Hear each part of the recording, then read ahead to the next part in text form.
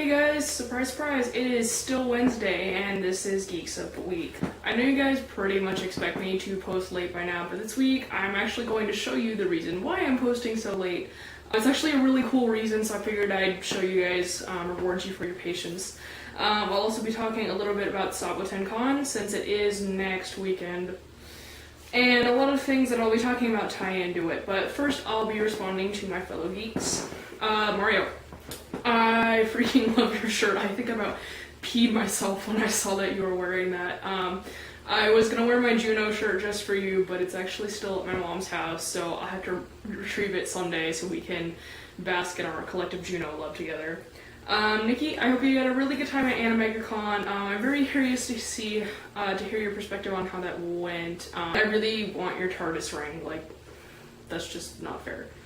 To both Nikki and Steph, I must say, your answers to my question were not cop-outs at all, so please don't feel like those aren't good reasons to be scared of cosplay. I completely understand feeling like your costumes aren't good enough, because I am my absolute worst critic.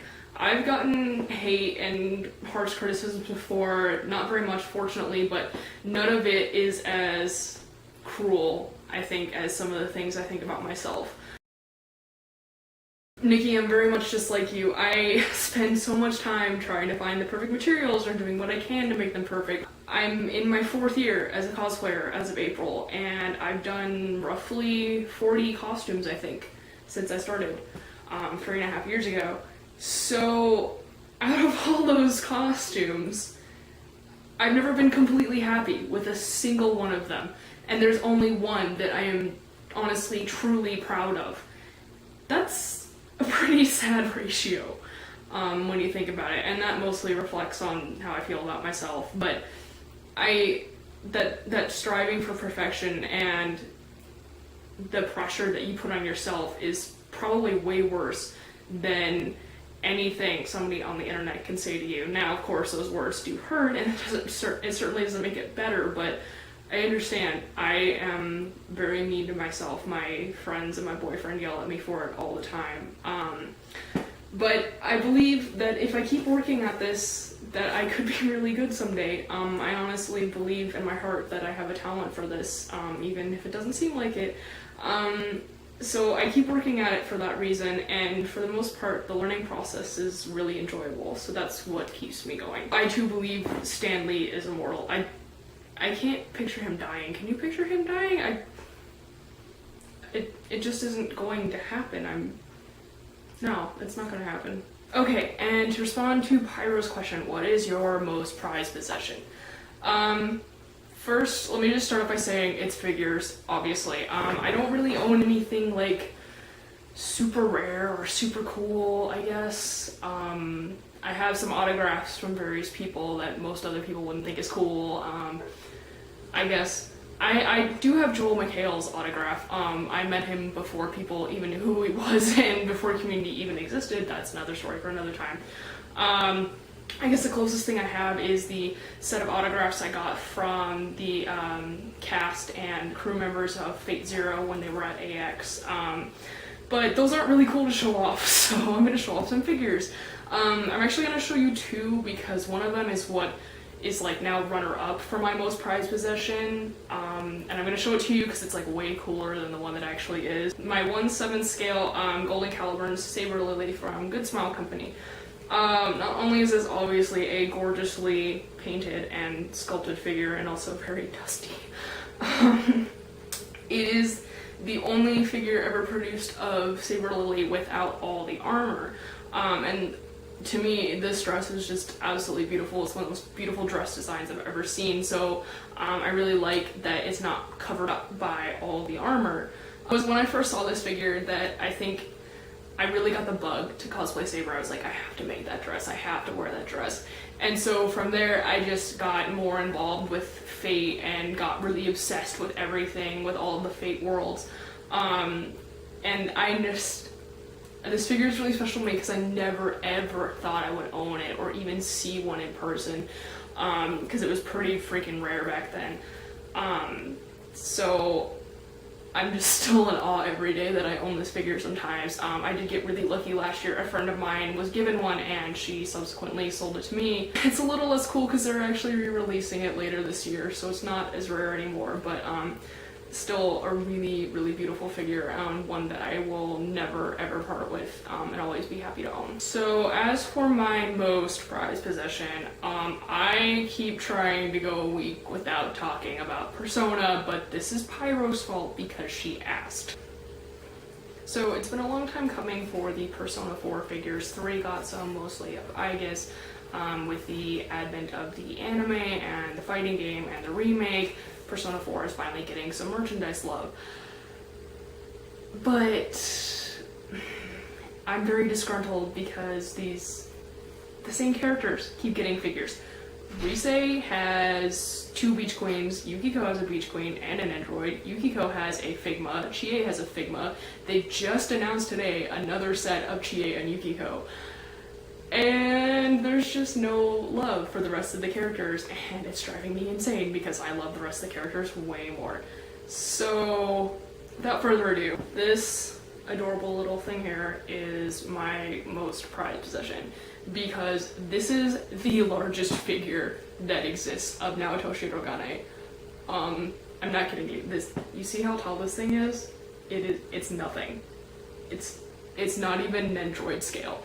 But look at her, she's so freaking adorable. You can't say no to that face, you can't. You can try, but you can't. So anyway, the story behind this figure is, when I first heard that they were announcing this line of figures, they're lottery figures, which means they're not only available in Japan, you cannot actually go on a figure site and buy these. They're won through a lottery, obviously. The fact that they are won by lottery only makes the price and the demand go way up. I spent about 2 to 3 weeks on the same shop, refreshing constantly, waiting for one of these to go up. I even had one of my best figure bros just constantly refreshing the website, having his friends watch out on that same website for one of these to go up. And one day I got the text, she's up for sale, and I was actually asleep at the time, but by the time I woke up, she was still there. I snagged her, she's mine, and I'm just so happy to own this figure. You guys have probably noticed that not only do I love Persona, I really love Naoto as a character. She's more than just an adorable little moe blob to me. She's actually a really important character to me personally. So to be able to own even the tiniest physical representation of her is really important to me. And best of all, her little hat comes off. Isn't she so cute? She's so adorable. Oh, the cutest thing ever. Anyway, so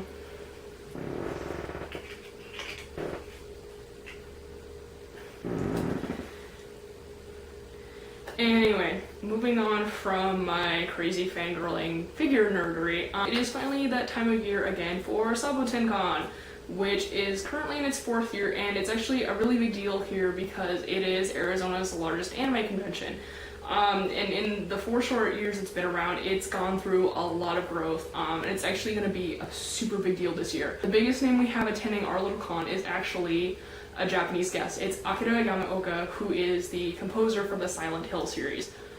That's a big freaking deal. So we also have the wonderful voice actors Mary Elizabeth McGlynn and Troy Baker, who have graciously graced us with their presence before.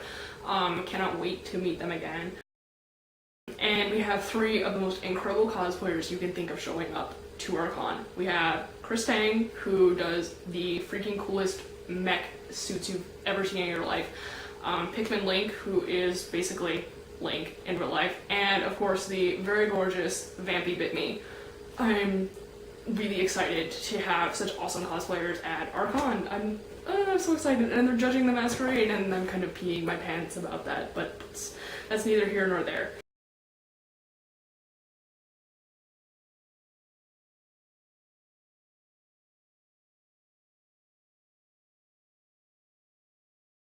As for me, I will be in my 4th J Fashion show, which I'm really excited about, modeling for the 3rd consecutive time with local Alita designers Poison Sugar, so I'm really excited about that. I'll be running 3 panels. The first is with my friends Aikosu, Siler and Sheila, you guys probably know them. It's called Networking as a Cosplayer, which is all about using social media and networking to make friends and get your name out there.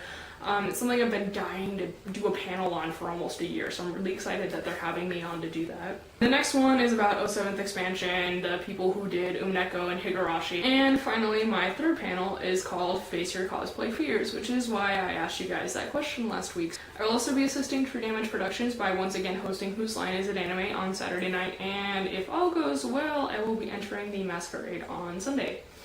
Speaking of, here's the reason why my video was late this week. So this right here is what I'm trying to make.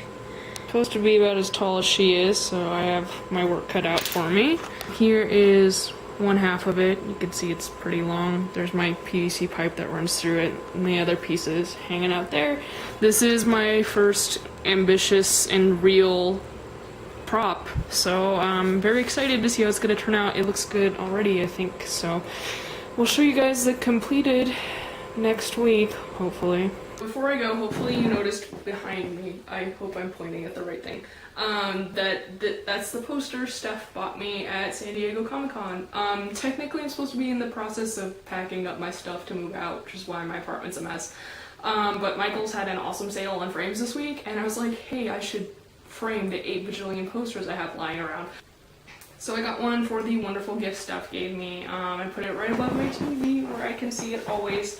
I also put in the note that she gave me in there since that was such a special part of getting that in the mail. With everything I've been going through lately, it's just a really nice reminder that not only are there incredible people like Steph in the world, but how wonderful it is to have someone that special who considers me a friend too. Steph is seriously one of the most amazing human beings I've ever met, and I am grateful every day to be able to call someone like her my friend. So my love to you, Steph, and to the rest of the geeks, and to all 299 of you subscribers out there. Thank you all so much for your love and your support and your views and your comments. Please keep it up. Please pass the word along. Please keep it up. We love you guys. And I guess that's all for me this week. I'll talk to you guys next Wednesday.